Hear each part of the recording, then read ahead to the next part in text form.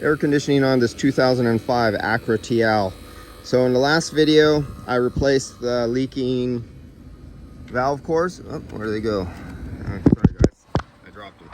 But I replaced the leaky valve cores that somebody tried to hide by just tightening up the caps more, and it didn't work.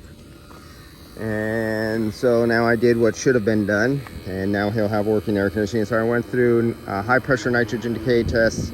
I went through vacuum decay tests. I went through high pressure with the ultrasonic leak detector.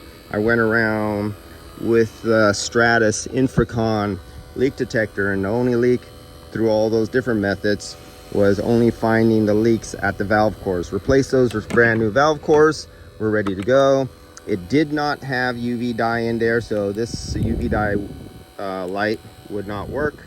So now we have UV dye in there for some time in the future. If he develops another leak, we will be able to find it that way. We are ready to charge it up now.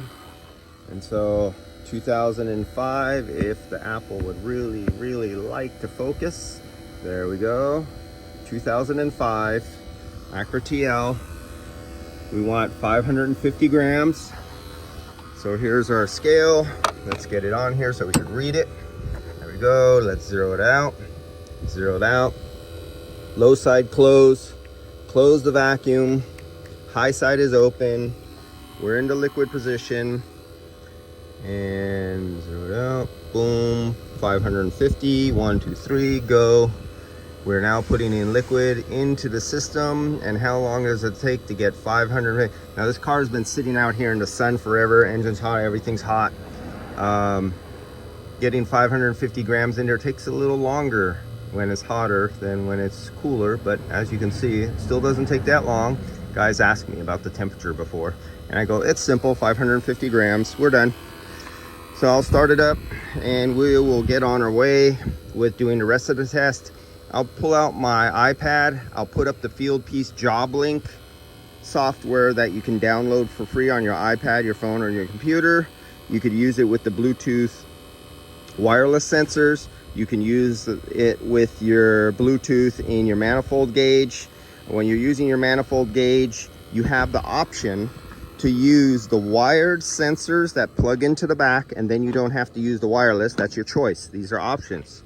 Or you could eliminate the wired temperature sensors and you can use the Bluetooth.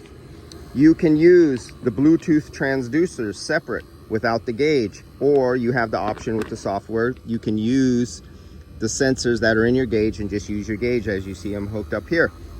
For temperature, there is a connector back here to take the ambient temperature that plugs in the back, or you can use your sensors and take your ambient temperature, or take your ambient temperature before going to the evaporator, and then you can take your true evaporator. Now, the problem with this sitting in the sun right now, the interior of this car is over 140 degrees, and I just rolled down the window.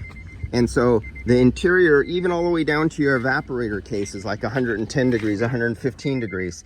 So pulling your little thermometer and putting it out here and trying to take temperature like this, you get entrained air, you get radiant and convection heat off the hot plastic inside at first until it cools down. So to bypass all that, if you could take the temperature from like 12 inches down inside the duct, just out of the outlet of the evaporator, that's one of the best ways. You get no false readings, and you don't use your infrared thermometer or infrared camera, and you don't point it right at the duct with cold air blowing into the lens, because you get a distorted reading. So I'm going to jump on to the next. I'm going to start this up, break out the iPad, turn on the Field Piece Job Link software. And let's see how this car produces in a hot sun load from sitting in the sun. And let's see how this operates and what pressures and temperatures and what the superheat and subcooling is on this vehicle compared to other vehicles. Let's come back on the next video. See you guys.